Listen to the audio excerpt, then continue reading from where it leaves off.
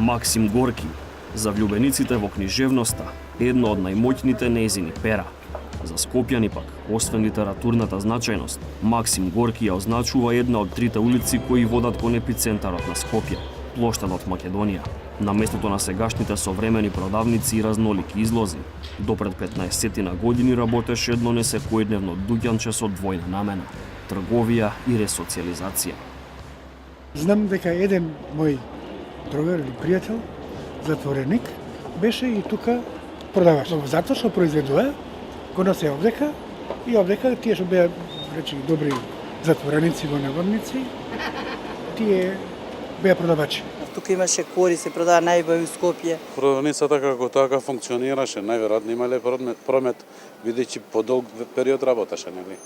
Оваа продавница на Максим Горки не беше единствениот затворски дуќан во Скопје.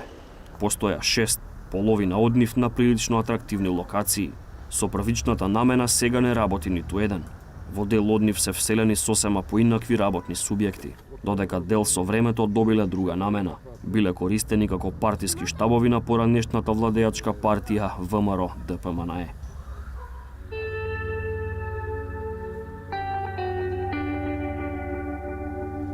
Судбината на дуќаните ја доживеала и целата стопанска единица наречена економија, правен субјект со десетици објекти во и надвор од затворот Идризово, илјадници хектари земја, машини, стока.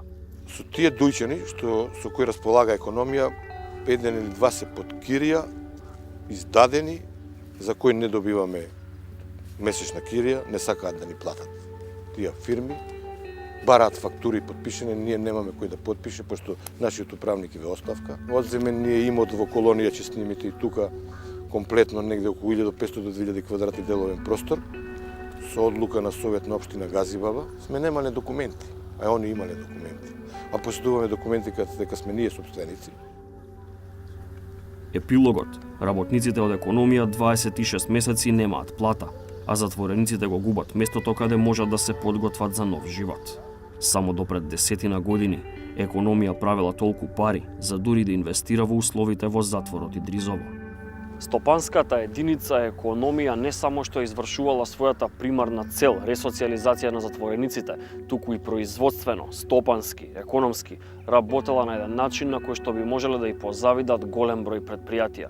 Доколку некој е вака успешен во својата дејност, кому и зошто би му одговарало оваа единица да престане со работа, но не само со работа, туку практично да престане и да постои. Изворот на проблемот е во 2006 година, кога владата донесува одлука затворските стопанства да не фигурираат повеќе како посебни субјекти. Вработените требало да преминат во затворите, но да продолжат да си ја работат својата работа преку посебна сметка за нивната дејност. Вработените преминуваат на сметка на буџетот, а работат за име и сметка на управата. Со плати преминуваме на буџет, а остатокот го работиме истото тоа што го произведувавме, го даваме на затворската куња. Требаше да се формира некоја сметка, мислам седомесечна приходна сметка со која средствата ќе се уплаќаат таму. Арно од тоа сето во сите затвори беше решен тој проблем, само остана кај нас. Од кои причини мене не ми е познато. За разлика од другите затворски стопанства во другите градови, надлежните не успеваат да најдат решение за најбогатата ваква организација ниту во годините кои следат. Најсериозниот обид е во 2011-тата, кога уште можело да се спаси нешто од економија. Тогаш вработените притискаат за решение во надлежната за затворите, управата за извршување на санкции. Управата ја префрла топката кај затворот Идризово, а затворот пак кај управата. Економија потоа се обраќа и до владата, која исто така се прогласува за ненадлежна, но дава насоки. Вработените и директорот на затворот да предложат модел за работа, а управата да побара согласност за вработување од владата ако има потреба. И по преписките решение нема. Економија продолжува да пропаѓа и да се раскрчмува, а се помал број затвореници имаат место каде можат да се подготват за новиот живот. Конечно, дури во 2014-тата, државата повлекува потег.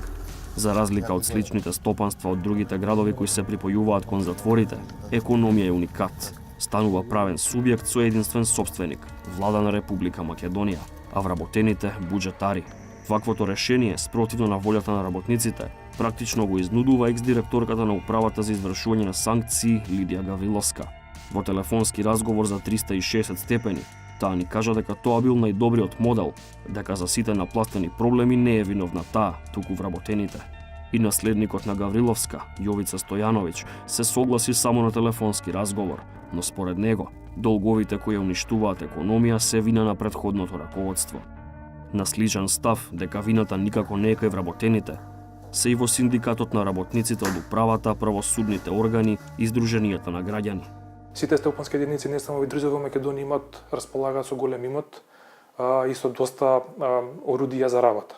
Исто беше со стопанската единица во Идризово, која за жал поради недомаќинско работење станала несолвентна и се довела до ситуација да не може да исплати плати, што е основно право на вработените не само во Македонија секаде, и тоа основно право што е гарантирано и со устав, и со закони, со колективен договор.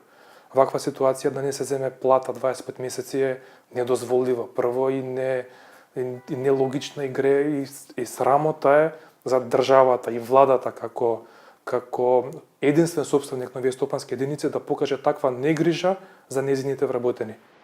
Задоволително решение сега чекаат од новата власт. Бевме примнати од заменикот министер за правда, разговаравме час и половина, кај што има големо расположение во неговата надлежност и неговата моќ да ни помогне човек. Позитивниот исход апсолутно проразбира исплаќање на сите заостанати плати и решавање на проблемот со нивните работни места.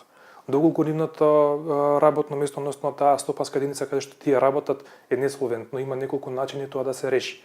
Значи имаме во самиот закон за трговски друштва може да се направи статус на промена на таа стопанска единица, односно тој доел, така да владата да го со статус на промена би го превземало другата стопанска единица што е активна и што работи.